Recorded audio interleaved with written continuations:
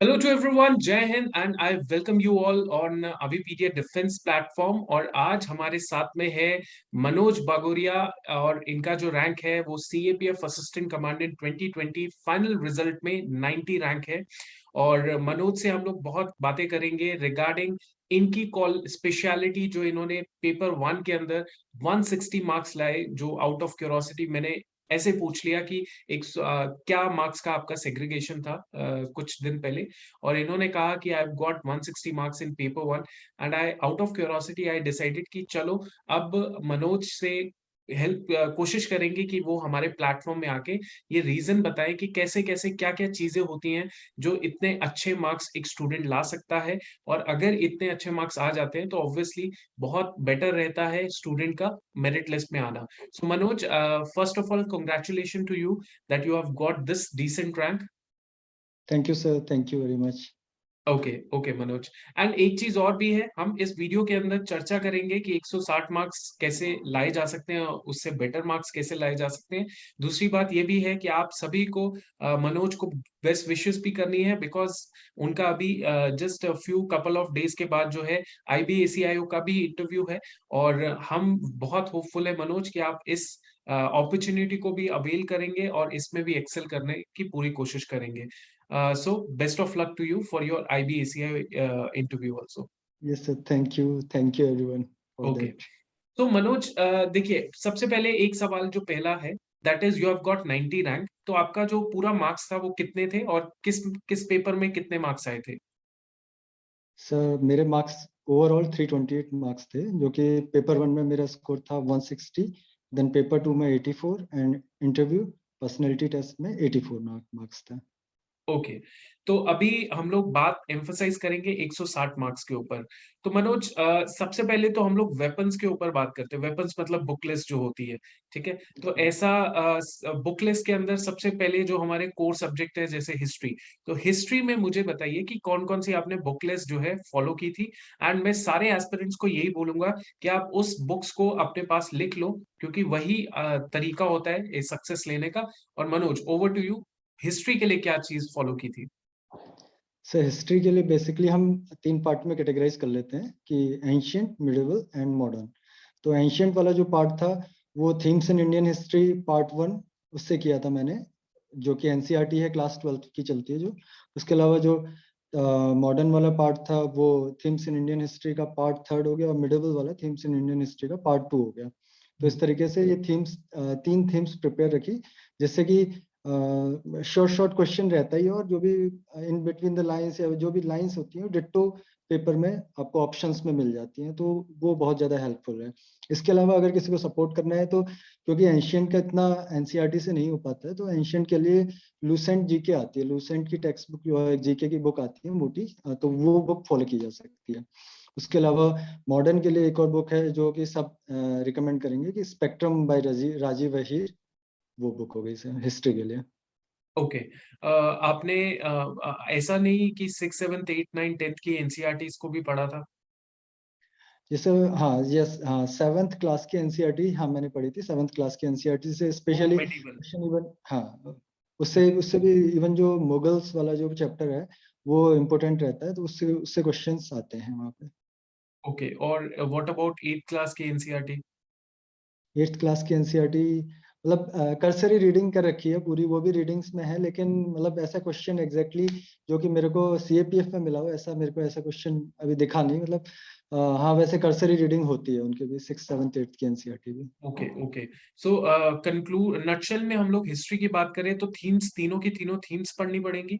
और हाँ ठीक है। और उसके बाद आपने बताया स्पेक्ट्रम और लूसेंट का हिस्ट्री एंशिएंट पार्ट, हाँ। राइट, स्टूडेंट फॉलो कर सकता है। इसके यस अलावा सर। आपने सेवेंथ क्लास की बुक को बोला कि हाँ ये सातवीं कक्षा की किताब जो है उसको भी स्टूडेंट पढ़ेगा तो उसको बेटर अंडरस्टैंडिंग होगी मेडिवल हिस्ट्री की, Mughal middle part. History. Okay, ठीक है। तो ये तो हो गया हमारा हिस्ट्री का पार्ट। अब मुझे ये बताइए ज्योग्राफी के लिए क्या फॉलो किया था आपने? ज्योग्राफी के लिए क्लास सेवन्थ की एनसीईआरटी फिजिकल ज्योग्राफी वो फॉलो क्लास करी थी। सेवेंथ। ओके। नहीं नहीं, 11th की, 11th अच्छा, की क्लास इलेवेंथ फिजिकल की एनसी। ज्योग्राफी। ओके। हाँ। उसके अलावा जो कुछ क्वेश्चंस मैंने देखा है कि जैसे एक का क्वेश्चन जैसे कि वाटर का परसेंटेज, जैसे वाटर कितना परसेंट वाटर कहाँ है, कितना परसेंट वाटर कहाँ है, आइस कैप्स में कितना है, ग्राउंड वाटर में कितना है, रिवर में कितना है, इस टाइप का क्वेश्चन जो है ये बहुत बार रिकरिंग क्वेश्चन है। तो ये क्वेश्चन 7th क्लास की इसके लिए मैं रिकमेंड करूंगा कि 6th 7th 8th की जो ज्योग्राफी की टेक्स्ट बुक है वो भी कर लें, और रेस्ट हो गया 11th की एनसीईआरटी फिजिकल ज्योग्राफी। ओके, तो ये तो हो गया फिजिकल ज्योग्राफी के लिए। और Indian geography? Indian geography NCERT 11th। NCERT no 11? NCERT 12th है सर, 12th में टेक्स्ट बुक चलती है जो इंडियन ज्योग्राफी की वो। नहीं, इंडियन इंडिया देखिए। क्लाइमेट। यस। हाँ सर। 11th क्लास में 2 एनसीईआरटी है ज्योग्राफी की, 12th क्लास में हाँ 2 एनसीईआरटी है ज्योग्राफी के। तो आई थिंक आपने दोनों एनसीईआरटी, ये चारों एनसीईआरटी को फॉलो किया होगा, +1 +2 दोनों को। हाँ, वैसे दोनों का फॉलो किया, लेकिन ज्यादा इंपॉर्टेंट मेरे को लगी 11th की जो फिजिकल ज्योग्राफी की, और 12th में एक इंडिया फिजिकल करके चलती है, इंडिया फिजिकल वाली। हाँ जी। हाँ ओके। वो है। Right, right. आपने जीसी लियोंग भी फॉलो की थी, या माजिद हुसैन, या बड़ी बड़ी सत्येंद्र सिंह, कुछ ऐसी किताबें हैं मोटी मोटी सी? हाँ sir, Savindra Singh text book है। वैसे मैं सीएससी एस्पिरेंट भी हूँ, तो मेरा हाँ। ऑप्शनल जो है वहाँ पे ज्योग्राफी है, तो इसलिए मैं सविंद्र सिंह वगैरह भी पढ़ा है। लेकिन वो है कि क्वेश्चन उस लेवल का आता नहीं है, तो उतना एफर्ट करना, या मतलब एग्जाम के हिसाब से उतना एफर्ट करना, मतलब वो रिवार्डिंग नहीं है। उतना एफर्ट करो आप, और आपको जो क्वेश्चन एनसीईआरटी से मिल जा रहा है 11th क्लास की, तो उसके लिए आप सविंद्र सिंह या फिर शायद ही जीसी लियोंग पढ़ने का उतना कोई बनता नहीं है। अच्छा, ठीक है। तो नटशेल में आप लोग, और एटलेस, ऑक्सफोर्ड का एटलेस कुछ? हाँ, और वो ऑक्सफोर्ड का एटलस जो है वो तो उसमें भी जो कि प्लेसेस इन न्यूज, जैसे मिडल ईस्ट न्यूज में रहता है। हम्म। उसके अलावा एक एक जो है जो गल्फ ऑफ कीनिया वाला रीजन है, गल्फ ऑफ गिनी वाला रीजन है, ये हम्म। रीजन हो गया, साउथ ईस्ट एशिया हो गया। और मतलब पिछली बार एक क्वेश्चन था कि शायद किलिमंजारो केन्या के आसपास का रीजन जो है, yes, horn yes. Of Africa के, वो जो रहता है मेनली न्यूज में रहता है। हम्म। और इसके अलावा हाँ, तो मैप के लिए तो फिर ऐसे स्पेसिफिकली करंट्स वगैरह, स्पेशल करंट्स हो गई, उसके अलावा माउंटेन्स हो गए, ऐसे करके हाँ मैप्स करना चाहिए ऐसे ही। अच्छा, ठीक है। तो मतलब जो भी अपने प्लेसेस एंड न्यूज हैं, we have to places at least हाँ। उतना तो हमें करना चाहिए। जो न्यूज के अंदर प्लेसेस है उनको पढ़ना बहुत जरूरी है। अभी हाँ सर। यूक्रेन रशिया है, तो उसको पूरा एकदम से अच्छे से हाँ, वो एरियाज को हमारे को बहुत सही से उसको देखना पड़ेगा। राइट। तो जैसे जैसे नटशेल कि में, हाँ जी, हाँ जी, हाँ, बताइए। जैसे कि यूक्रेन की बॉर्डरिंग कंट्रीज क्या हैं हम्म। आसपास, एजो सी, कर्च स्ट्रेट, ब्लैक सी, कैस्पियन सी के नेबरिंग नेबरिंग जो भी नेशंस हैं वो सब इस तरीके से। ओके। सो नटशेल में अगर देखें तो आपकी +1 +2 की 4 एनसीईआरटीज, अगर देखा जाए प्रॉपरली, हम्म। अगर जिसने करना है। और साथ ही साथ आपने बोला 6 7 8 का एनसीईआरटीज भी देखनी जरूरी है। और जो भी प्लेसेस एंड न्यूज हैं, those are very important for geography purpose के यस। लिए। इसके बाद अब जाते हैं साइंस के ऊपर। तो साइंस क्या है आपका स्ट्रेटेजी, बुकलेस क्या है साइंस के लिए? सर बुकलेस फिक्स्ड है, दो टेक्स्ट बुक हैं, 9th हाँ। की एंड 10th की। उसके अलावा रेस्ट मेरे को लगता नहीं कि कुछ जरूरत है, क्योंकि उसमें भी यही है कि आप पहला दूसरा तीसरा, जैसे केमिस्ट्री के जो चैप्टर्स जिस तरीके से दिए हैं उस तरीके से आपको पेपर में डिट्टो क्वेश्चंस मिल जाते हैं। और बस ये है कि जो टेक्स्ट बुक पढ़नी है, टेक्स्ट बुक में मतलब एक भी लाइन ऐसे मिस नहीं करनी है कि पूरा आपको थ्रू आउट से मगअप कर लो, हम्म। तो वो आपका क्वेश्चन कभी रॉन्ग होगा ही नहीं। तो 30 क्वेश्चंस जो आते हैं साइंस में 9th और 10th, उसके अलावा आपको कुछ और करने की जरूरत नहीं है। मनोज, आपका बैकग्राउंड क्या था? एकेडमिक बैकग्राउंड, बीटेक, बीएससी क्या था?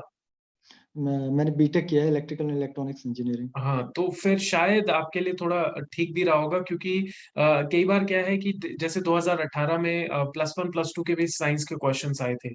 तो ऐसा जनरली होता नहीं है, बट कई बार आ जाते हैं, और वो कहीं ना कहीं फिर कट ऑफ को कम कर देते हैं।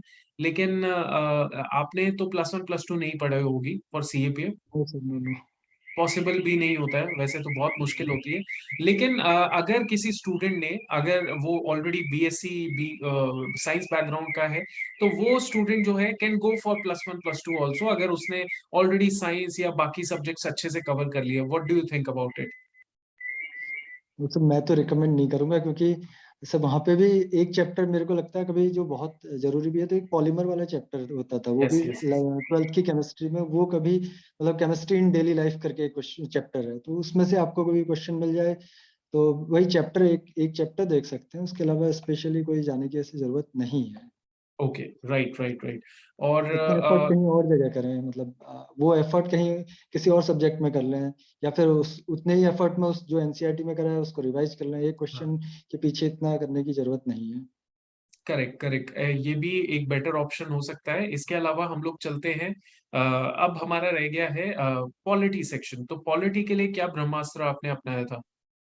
सर वही है, हर कोई जो अपनाता है। नहीं तो इंडियन हर पॉलिटी बाय कोई के मार्क्स क्यों लक्ष्मीकांत। नहीं आते 160 नंबर? चलो उसके बारे में हम लोग निकाल लेंगे आपसे, चाहे कुछ भी हुए। आप दबा के बैठे हो या नहीं आपको पता कि आए कैसे है, लेकिन निकाल तो हम लोग लेंगे, कुछ ना कुछ तो कंक्लूजन होगा इस सेशन का। हाँ तो सर। क्या था ब्रह्मास्त्र? लक्ष्मीकांत। हाँ sir, Laxmikanth and Indian constitution at work करके 11th में एक किताब है। एनसीईआरटी है। हाँ एनसीईआरटी, तो वो एनसीईआरटी कर लें। और पिछली बार मैंने देखा था एक क्वेश्चन जो था, अब मेनली सिलेबस क्वेश्चन में क्वेश्चन पेपर का एक ये हो गया कि स्टेटमेंट वाइज क्वेश्चन आ रहे हैं, जैसे कि जैसे कि कोई स्टेटमेंट कह देंगे कि ये या कॉन्स्टिट्यूएंट असेंबली की डिबेट्स दे देंगे और हाँ पूछेंगे कि ये डिबेट में ये किसका स्टेटमेंट है। पिछली बार इस तरीके से क्वेश्चन था, सोमनाथ लाहिड़ी इस तरीके से, बी आर अम्बेडकर करके, किसका स्टेटमेंट है बताने के लिए। तो वो स्टेटमेंट मैंने देखा कि डेमोक्रेटिक पॉलिटिक्स जो कि 10th में चलती है, 10th में पॉलिटी की जो किताब है तो उससे आया था। तो मतलब आप ये है कि एक तो ये इंडियन कॉन्स्टिट्यूशन एट वर्क करके जो 11th की किताब है, पॉलिटी लक्ष्मीकांत हो गया, और यही डेमोक्रेटिक पॉलिटिक्स करके जो किताब है वो कर सकते हैं। ओके। जो आपने बताया सोमनाथ लहरी का क्वेश्चन, वो एक्चुअली उस किताब में भी है, थीम्स की जो मॉडर्न हिस्ट्री है, थीम 3, हाँ सर, उसके हाँ अंदर हाँ भी हाँ। लास्ट के चैप्टर्स में है। But yes, it is a very good suggestion that students जिनको वो जो ग्रे एरियाज होते हैं, देखो लक्ष्मीकांत तो हर कोई पढ़ के ही जाता है ना, 99% हाँ पढ़ लेते हैं। लेकिन पॉइंट यहाँ पे ये आता है, वो जो ग्रे एरियाज है कि पॉलिटी के वो जो 7 क्वेश्चंस होंगे, 7 क्वेश्चंस होंगे 25 में से, ठीक है, तो वो एरियाज होंगे वो जो एनसीईआरटी में कवर हो, या कहीं कहीं कुछ मेजरली एनसीईआरटी वाले कवर्स होते हैं, कवर किए जाते हैं, जो स्टूडेंट छोड़ देता है, क्योंकि Laxmikanth itself is a very big book, but it yes is sir. Good, it is a very good book, right. अब हम लोग चलते हैं, अपना पॉलिटी हो गया, ज्योग्राफी हो गया, अपना साइंस हो गया। अब मुझे ये बताइए कि आपने इन्वायरमेंट के लिए क्या पढ़ा था, कुछ स्पेशल इन्वायरमेंट के लिए? एनवायरनमेंट के लिए स्पेशली ऐसा कुछ नहीं, लेकिन हम सिविल सर्विसेज के लिए बायोलॉजी के लास्ट क्लास 12th की टेक्स्ट बुक के लास्ट के 4 चैप्टर्स पढ़ते हैं, तो वो मैंने भी पढ़े थे। तो वो हेल्पफुल हैं, वो कर सकते हैं आप, क्योंकि उसमें इकोसिस्टम इकोलॉजी, ये जो बेसिक कॉन्सेप्ट हैं, एज स्पीसीज, और जो भी बेसिक बेसिक चीजें हैं, इकोलॉजिकल सक्सेशन, तो ये आपको वहां से नॉलेज मिल जाएगी। तो आई वुड रिकमेंड दैट हाँ, दैट 12th इज क्लास में। Obviously a very good recommendation, क्योंकि उसमें we have seen a lot of questions from there, ठीक है, तो ज्यादा कुछ है भी नहीं, 4-5 चैप्टर्स हैं, वो स्टूडेंट कर सकता है बहुत आसानी से। ओके, हम्म। तो इसके अलावा मैथ्स और रीजनिंग में कैसा स्कोर था आपका? Were you comfortable in maths and reasoning? ये सब मेरे मतलब जितने भी क्वेश्चंस होते थे लगभग, उसमें गलत होना भी होगा तो मैक्स टू मैक्स 2 क्वेश्चन गलत हो जाएंगे, उसके अलावा सब सही हो जाता था। इतना मुश्किल नहीं लगा मेरे को मैथ्स और रीजनिंग से, इसलिए। अच्छा, तो वहीं पे आप देखिए, इनका मैथ्स और रीजनिंग बहुत स्ट्रांग था। 25 क्वेश्चन है या 20 क्वेश्चन आ रहे हैं, तो उसमें से 2 क्वेश्चन ये गलत करते थे तो 18 इनके सही होते थे, और उसके ऊपर डिबेट नहीं होता था, है ना, क्योंकि हाँ बाकी सब्जेक्ट्स तो ऐसे हैं जो डिबेटेबल है, कई बार वो कॉन्ट्राडिक्शन हो जाता है। तो यहाँ पर इनका एक रीजन ये भी है कि मैथ्स और रीजनिंग के अंदर इनकी बहुत अच्छी कमांड थी, और उसके लिए प्रैक्टिस भी आई थिंक आप डेली करते होंगे। सर, डेली तो नहीं, मतलब मैंने प्रीवियस ईयर क्वेश्चन से मैंने एक बार पैटर्न स्टडी कर लिया था कि क्या क्वेश्चंस आ रहे हैं। ओके। जैसे कि पीएनसी का क्वेश्चन है तो एक बेसिक लेवल का क्वेश्चन आएगा कि जैसे कोविड से जो लेटर है इससे बनने कितने लेटर, कितने वर्ड्स पॉसिबल हैं, इस कोविड के जो 5 लेटर्स हैं इनसे कितने वर्ड्स पॉसिबल हैं। तो एक इस टाइप की प्रॉब्लम कर ली, एक जैसे डेज वाली प्रॉब्लम कर ली, एक जैसे डिविजिबिलिटी का प्रिंसिपल वाली प्रॉब्लम्स कर ली। मतलब प्रीवियस ईयर क्वेश्चंस में आइडेंटिफाई कर ली कि क्या क्या फील्ड कहाँ से क्वेश्चंस आ रहे हैं। ओके। तो जैसे, तो ये मेरे को बहुत हेल्पफुल था कि फिर मेरे को ज्यादा मतलब कि आर एस अग्रवाल भी इवन मैंने इसके लिए मतलब करी नहीं है। लोग ओके, वैसे रिकमेंड राइट। करते हैं कि आर एस अग्रवाल करके चलें। ओके ओके मनोज, इसके अलावा हमारे पास है करंट अफेयर्स। तो करंट अफेयर्स के लिए क्या आपने फॉलो किया था? करंट अफेयर्स के लिए वैसे मैंने रैंडमली ऐसे यूट्यूब वीडियोस वगैरह जहाँ पे मंथली जैसे कलेक्शन मंथली का जो भी करंट अफेयर है उसका वन लाइनर्स टाइप का जो रहता था, तो वो मैंने कलेक्ट कर लिया था। जैसे एक मंथली वीडियो देख लेना, और इस तरीके से किसी का जो 6 मंथली करंट अफेयर्स वगैरह यूट्यूब वगैरह में जो भी चैनल्स वगैरह पब्लिश करते हैं अपना करंट ओके, अफेयर, तो वो देखा था मैंने, क्योंकि उससे वन राइट राइट, लाइनर्स बहुत अच्छे से हो जाते हैं। और इसके अलावा ये है कि एक डिफेंस एक्सरसाइजेस वो करके चलनी चाहिए, कि डिफेंस एक्सरसाइजेस हो गए, मिशंस हो गए, जो भी चल रहे हैं। उसके अलावा यही है। उसके अलावा एक एक क्वेश्चन ये रहता है कि मैंने ये ऑब्जर्व किया है एग्जाम में, जैसे कि अगस्त में पेपर है तो उससे 3 महीने पहले तो पेपर में मई का आपको क्वेश्चन मिल जाएगा, in month of May this this happened, और ये कहाँ कहाँ हुआ, ये इसकी लोकेशन या बता दो, या इसमें किस किस कंट्री ने पार्टिसिपेट किया। तो मई मंथ जो होता है बहुत इंपॉर्टेंट, मतलब 3 मंथ पहले का जो करंट अफेयर होता है वो बहुत इंपॉर्टेंट रहता है। जैसे इवन जो डेज जो रहते हैं, जैसे कुछ एक नेशनल टेक्नोलॉजी डे करके पूछा था शायद लास्ट ईयर या last to last year, yes तो यस यस, वो क्वेश्चंस, इस तरीके के क्वेश्चंस आपको मतलब रेडी कर लेने कि प्रीवियस मंथ में क्या क्या इंपॉर्टेंट डेज हैं, तो ये सब न्यूज में रहते हैं, करंट अफेयर्स के थ्रू हो जाते हैं। Okay okay. So finally I think कोई सब्जेक्ट तो मेरे ख्याल से छोटा नहीं है पेपर वन के लिए, और we have covered almost everything in the paper one, जो जो से रिक्वायर्ड होता है वैसे। Economy economics, economy yes yes हाँ, यस, इकोनॉमिक्स। हाँ जी, बताइए इंडिया इकोनॉमिक्स का क्या था आपका? इंडिया इकोनॉमिक डेवलपमेंट हम्म, एक था, और उसके अलावा मैक्रो जो माइक्रो इकोनॉमिक्स है, क्योंकि माइक्रो इकोनॉमिक्स के क्वेश्चन रहते हैं उसमें, तो वो मैंने मृणाल सर का चलता है, मृणाल सर की इकोनॉमी का एक हैंड आउट आता है माइक्रो इकोनॉमिक्स का, तो वो मैंने कर रखा था। तो अच्छा। वो मेरे लिए काफी हेल्पफुल हुआ। अगर जिसको ये नहीं मिलता है वो एनसीईआरटी कर ले 11th क्लास की, या एनसीईआरटी के नोट्स वगैरह कहीं से देख ले, ऑनलाइन मिल जाएंगे, तो वो बहुत हेल्पफुल रहेगा। ओके ठीक है। अब मैं स्टूडेंट्स को ये बता देता हूँ कि मनोज के तो 160 नंबर आए, और 160 नंबर की बदौलत से ही इन्होंने अपनी सफलता हासिल की, मैं ये कह सकता हूँ, और मनोज को भी यही लगता होगा। क्योंकि देखो बाकी जो है जैसे पेपर वन है और पेपर टू है और इंटरव्यू है, इनके एवरेज स्कोर हुआ है, मतलब जो ट्रेंड देखा जाए तो एवरेज रहा है। तो पेपर वन में he scored excellent marks, that's why he is in the merit list. ठीक है, तो आपको किसी ना किसी चीज में तो एक्सेलेंट परफॉर्म करना पड़ेगा, या तो तीनों कैटेगरी में गुड परफॉर्म करो, तभी आपका जो है सिलेक्शन होगा।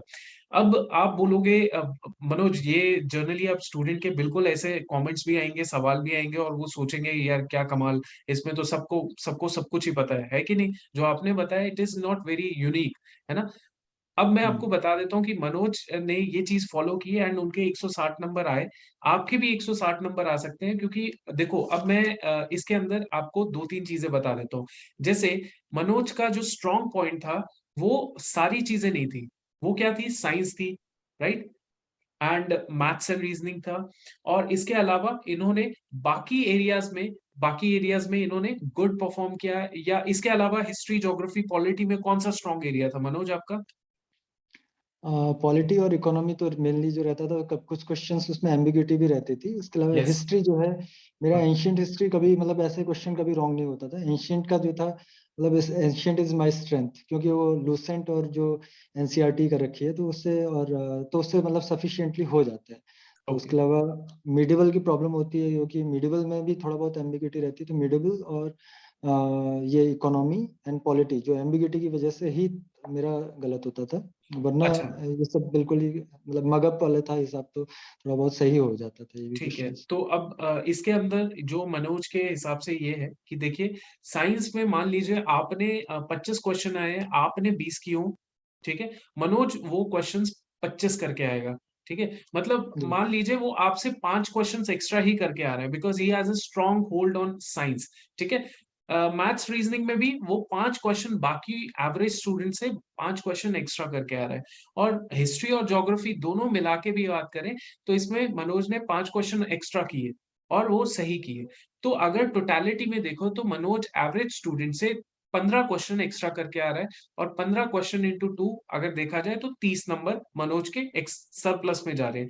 तो अगर कोई स्टूडेंट है जो 130 ला रहा है, तो मनोज के 160 आएंगे, देखा जाए तो इसी हिसाब से, क्योंकि मनोज के पास तीन एरियाज में बहुत ज्यादा स्ट्रॉन्ग होल्ड है।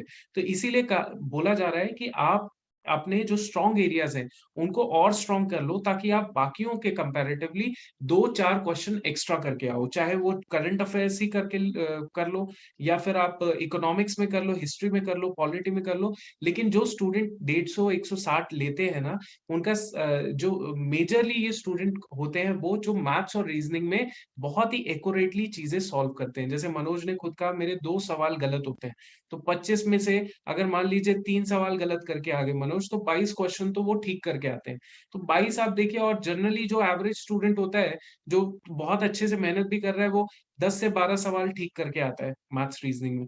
ऐसा ही ट्रेंड देखा जाता है, या ज्यादा से ज्यादा 15 कर लिए, तो मनोज को ऑटोमेटिकली उसको 7-8 क्वेश्चंस का ज्यादा सरप्लस मिल जाएगा। तो यही इसका कंक्लूजन है कि ऐसा नहीं है कि मनोज ने बहुत हिस्ट्री, बहुत पॉलिटी और बहुत कुछ पढ़ लिया। इन्होंने बस कुछ एरियाज में जहां पे इनका ऑलरेडी स्ट्रॉन्ग होल्ड था, वहां पे इन्होंने 5 क्वेश्चन, 2 क्वेश्चन, 4 क्वेश्चन एक्स्ट्रा करके वो 30 मार्क्स जो है सरप्लस में खींचे। Right Manoj, if I am not wrong? हाँ सर, वही है, बेसिक टेक्स्ट बुक है, आप उसको मल्टीपल टाइम रिवीजन कीजिए। हाँ। और वो लिमिटेड है कि उसी से क्वेश्चन आना है, बाहर से कहीं क्वेश्चन है नहीं। करंट अफेयर्स रहता है, करंट अफेयर्स वो आपको फैक्चुअल वाला, वो उसको आप रिवीजन में रखिए इनको, मतलब। और ये बेसिक टेक्स्ट बुक है, तो डेफिनेटली नंबर आएगा ही, बन जाता है ये नंबर। हुँ। तो मतलब आप अगर चाहते हैं ना कि अच्छे मार्क्स लाने हैं, तो मैथ्स रीजनिंग में ज़रूर आप इसको एक्सेल करो। आप साइंस के अंदर भी एक्सेल करो, जैसे मनोज ने किया। एंड इसके अलावा बाकी एरियाज़ जो हैं, वहाँ पे बेसिक ही रखो चीज़ें। थोड़ी एक आधी रेफरेंस बुक रख लो, उसको ज़्यादा एक्सपैंड मत करो कि हाँ, चलो एक सवाल के लिए माजिद हुसैन पढ़ लेते हैं, या हिस्ट्री है। हाँ, तो वो बहुत ज़्यादा लेंदी हो जाता है, और जितने भी टॉपर्स हैं, जिनके 150-160 आए हैं, वो सिर्फ इसी स्ट्रैटेजी से चलते हैं कि साइंस उन्होंने अच्छा कर लिया, मैथ्स रीजनिंग और तगड़ा कर लिया, और उनके मार्क्स फिर 150 मार्क्स आते ही आते हैं। ठीक है? सो इसके अलावा एक मनोज, एक सवाल है कि इन सारी चीजों को आपने कितनी बार रिवीजन किया था? मतलब ताकि स्टूडेंट को लगे कि मैं बहुत ज्यादा एक्सेसिव नहीं पढ़ रहा हूँ, या मतलब मैं बहुत कम या ज्यादा नहीं पढ़ रहा हूँ। क्या एडुकेट नंबर आपके हिसाब से था रिवीजन का? सर मेरा ऐसे रिवीजन तो 3 to 4 टाइम्स तो एटलीस्ट होगा, इतना तो रिवीजन होगा, क्योंकि इसलिए मतलब वही है कि लाइंस वगैरह याद रहती हैं, और फिर ऑप्शंस में मिल जाता है तो सही हो जाता है। तो मैं यही रिकमेंड करूंगा कि एक तो जस्ट रीडिंग होती है, एक तो आप फर्स्ट टाइम अगर आप पढ़ेंगे तो वो फर्स्ट रीडिंग होगी आपकी, फिर उसके बाद उसको सेकेंड टाइम पूरा पढ़ेंगे। लेकिन जब एग्जाम में देने से पहले, एग्जाम देने से पहले उसके उन सारी टेक्स्ट बुक्स को, जो भी ये बेसिक टेक्स्ट बुक बताई हैं, क्योंकि इनको एक एटलीस्ट एक बार रिवाइज करके जरूर जाएं। तो ओके। आपको सीधा सीधा आपको वहां पे सॉल्यूशन, मतलब क्वेश्चंस आपको इवन अपीयर हो जाएंगे कि ये इस बुक से आया है, ये सीधे आप वहां पे, बहुत इजी रहेगा आपके लिए। Okay, okay. एंड मतलब लक्ष्मीकांत कितनी बार रिवाइज किया होगा आपने? जैसे 4 to 5 टाइम्स तो रिवाइज हो गई। अच्छा। और इसके अलावा जैसे आप डेली टास्क करते थे, लिखते थे, कितने घंटे पढ़ाई करते थे, ऐसा कुछ? ऐसा 6 to 7 आवर्स रहते हैं, जनरली रेगुलर स्टडी रहती है, क्योंकि मैं सिविल सर्विसेज के लिए भी प्रिपेयर कर रहा हूँ। तो अ, तो सर यही है कि यही बुक लिस्ट वगैरह रिवीजन में कंटिन्यूअसली रहती है, कि अभी जो जो भी एग्जाम आ रहा है तो उसके लिए एक बार एनसीईआरटी रिवीजन में रखनी है, तो फिर हर जैसे थीम्स इन इंडियन हिस्ट्री फिर से रिवीजन हो जाएगी। तो ऐसे करके 3 to 4 टाइम्स रिवीजन हो ही जाता है सर। कोई अच्छा। भी एग्जाम आया तो अपेयर होने से पहले एक बार रिवीजन कर लिया। ओके। और ये अटेम्प्ट कौन सा था मनोज आपका, ये ये सीएपीएफ का? मेरा दूसरा अटेम्प्ट था। ये सेकंड अटेम्प्ट था, तो फर्स्ट जी सर। अटेम्प्ट में ऐसा क्या क्या कमी रह गई थी, या क्या फर्स्ट अटेम्प्ट प्रोग्रेस में, थी? हाँ, मैंने अगस्त 2018 में दिया था, जस्ट पास आउट होते हुए, मास्टर्स कंप्लीट करते ही। तो उस टाइम पे मतलब मैंने ये एनसीईआरटीज वगैरह कुछ ऐसे पढ़ी नहीं थी ज़्यादा। तो मेरा जो पेपर वन का स्कोर था वो कम रह गया था। पेपर वन का स्कोर मेरा इवन मेरे को ध्यान है कि 96 97 जो भी कट ऑफ था उस टाइम पे, वो कट ऑफ के जस्ट पास में ही था। तो अच्छा। मतलब पेपर वन में फिर जो ही मेरा इम्प्रूवमेंट हुआ है पेपर वन में ही हुआ है। तो जो यहाँ मैंने 96 या 97 इस मार्क्स से 160 लेके आया, तो ये बहुत बड़ा एडवांटेज रहा कि मेरे को पेपर टू के लिए उतनी, मतलब पेपर टू के लिए मैं थोड़ा सा रिलैक्स भी हो गया, तो लेकिन उससे रैंक भी थोड़ा पीछे भी, लेकिन फाइनली लिस्ट में भी नहीं मैं। तो वो रिलैक्सेशन मेरे को मिल गया कि भैया 160 आपका आ रहे हैं, तो कोई नहीं, कामली इंटरव्यू दो, कामली सारा प्रोसेस हो जाएगा। ओके। नहीं, आपने जब पेपर को चेक किया तो आपने इतना ही 160 लगाया था या कैसा स्कोर, टेंटेटिव जो स्कोर होता है अपना? तो मैंने इससे ज्यादा लगाया था, मतलब शायद वो कहीं और कुछ मिस्टेक रही होंगी, मैंने इससे ज्यादा लगाया था नंबर, हाँ, वो 170 के आसपास ही लगाया था हाँ, नंबर तो। तो मतलब ये जरूर लगा के चलना चाहिए कि 10 मार्क्स तो माइनस लेके ही चलो, जितने आ रहे हैं उससे 10 लेके चलो, और ये सबके साथ ही होता है। 10-15 मार्क्स तो पीछे ही लेके चलो। और अभी इस टाइम पे तो ये है कि आप अगर, आपको या तो सब कोई आपका ऐसे स्पेशल एरिया होना चाहिए, या तो पेपर वन ऐसे स्पेशल हो कि भैया आपका कोई भी क्वेश्चन रॉन्ग नहीं होता हो और आप 150 प्लस स्कोर कर रहे हो, या फिर ऐसा होना चाहिए कि सब में आप एवरेज एवरेज अच्छा परफॉर्म करें, इंटरव्यू भी आप 100 के आसपास लेके आए, रिटर्न में भी आप 100 के आसपास लेके आए, यहाँ भी आप 130 की रेंज में ले आए, 140 की रेंज में ले आए। तो वरना तो अगर कहीं भी जैसे अगर पेपर टू में खराब होता है तो फिर उसके बाद पोजीशन जगह बनाना बहुत मुश्किल हो जाता है मेरिट हम्म। लिस्ट में, क्योंकि बहुत क्लोज क्लोज है, 8 मार्क्स पे मतलब 5-5 रैंक नीचे आ रही है, तो वही है। Yes, yes, yes, yes, absolutely. तो 3 स्टेजेस हैं, 3 स्टेजेस के अंदर आपको कम से कम दो में तो जो अभी आप ही ने बताया, जैसे हनीफ का एग्जांपल ले लें, क्योंकि हनीफ के he scored in paper one 126 या 128। तो अब आपके कंपटीशन में 126 27 वाले तो पता नहीं कितने सारे थे, है कि नहीं, जो अल्टीमेटली सिलेक्ट भी नहीं हुए। और पेपर टू में ही गॉट लाइक 122 मार्क्स, बस 122 very 23 good। मार्क्स या 120 मार्क्स उन्होंने स्कोर किए थे पेपर टू में। और फिर इंटरव्यू में आई थिंक 100 प्लस मार्क्स उन्होंने स्कोर किए, तब जाके उनका मेरिट लिस्ट में नाम आया। तो समझ तो बहुत क्लियर आ रही है बात, कि देखो अभी तो इंटरव्यू छोड़ दीजिए, ठीक है, कि इंटरव्यू में हम लोग 100 प्लस ले ही लेंगे, वो छोड़ दीजिए। आपको सिर्फ पेपर वन पेपर टू के पेपर अंदर वन पेपर आपने देखना है ना। यहाँ पे स्ट्रैटेजी भी आती है। हाँ जी, बताइए। इवन ये था कि जो मैंने इस बार भी अटेम्प्ट किया था 8 ऑफ अगस्त 2021 वाला, तो इसमें भी मैं इवन श्योर था कि, मतलब अभी भी मैं श्योर हूँ कि इसमें भी जो मार्क्स होगा मेरा 160 की रेंज में ही होगा। पिछली बार से मेरे को जो है कि मेरे को लग रहा है कि थोड़ा सा, मतलब जो चांसेस लग रहे थे कि जब मैंने की वगैरह मिलाई थी तो वो मेरे को लग रहा था कि 178 वेट की रेंज में लग रहा था, लेकिन अभी भी वो मैं एक्सपेक्ट करके चल रहा हूँ कि वही फिर से वही 160 की रेंज में मेरे को 2021 वाले में भी स्कोर रहेगा। लेकिन वही है कि एक बार मेहनत करनी पड़ती है, पेपर वन में फिर स्कोर सही आ जाता है, फिर आपको ज्यादा एफर्ट नहीं करने हैं। हाँ, एग्जैक्टली मनोज को पता था कि देखो 84 इन paper two is not a very, it is average marks, है ना, यस एवरेज सर। मार्क्स है, क्योंकि लोगों के 85 प्लस ही आए हैं इस बार तो, या 84 भी एक एवरेज कैटेगरी है। तो मनोज को पता था कि पेपर टू में मैं इतना अच्छा स्कोर नहीं कर सकता, या कुछ इन्होंने एफर्ट लगाया मेरे को लेकिन टाइम बात नहीं नहीं मिल बन रही पाया थी, था, हाँ है ना। सर। हाँ, मेरे तो को रिपोर्ट राइटिंग वगैरह उसके लिए स्पेशली टाइम नहीं मिल पाया था, तो मैंने सोचा तो पेपर वन ही अपना स्ट्रेंथ था, उसी पे काम किया, वही हो गया।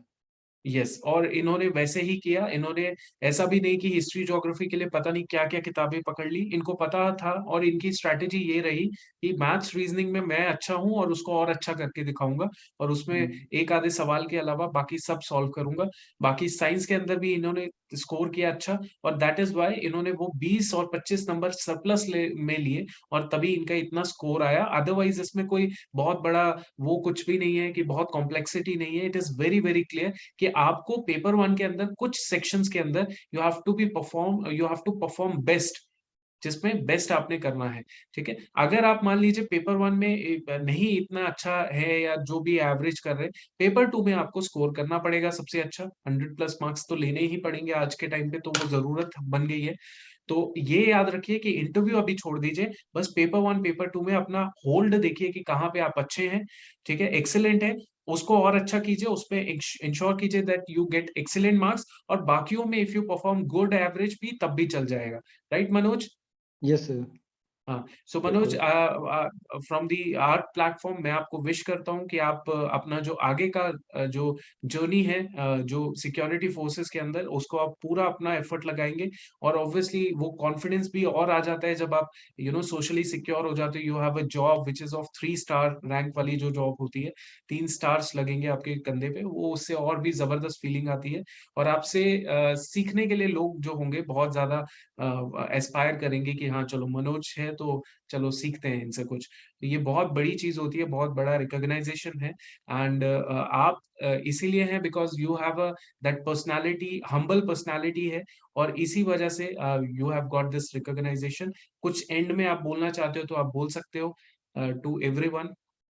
सर यही है कि यही बुक लिस्ट है, यही सीट जो कि CAPF वाले जो होते हैं वो CDS एस्पिरेंट भी होते हैं, मतलब डिफेंस एस्पिरेंट जो होते हैं, तो जो भी एग्जाम UPSC ले रही है CDS CAPF, तो उनके लिए बुक लिस्ट सेम है। आप इसको एक बार कर लीजिए बहुत अच्छे से, तो आपका CDS वगैरह एग्जाम भी कभी दिक्कत नहीं होगी, ना ही CAPF वाले एग्जाम में दिक्कत होगी। ठीक बस है। यही है, बाकी thank you for these words. Thank you, Manoj. Thank you, and all the very best. Of thank you very Thank you. Much.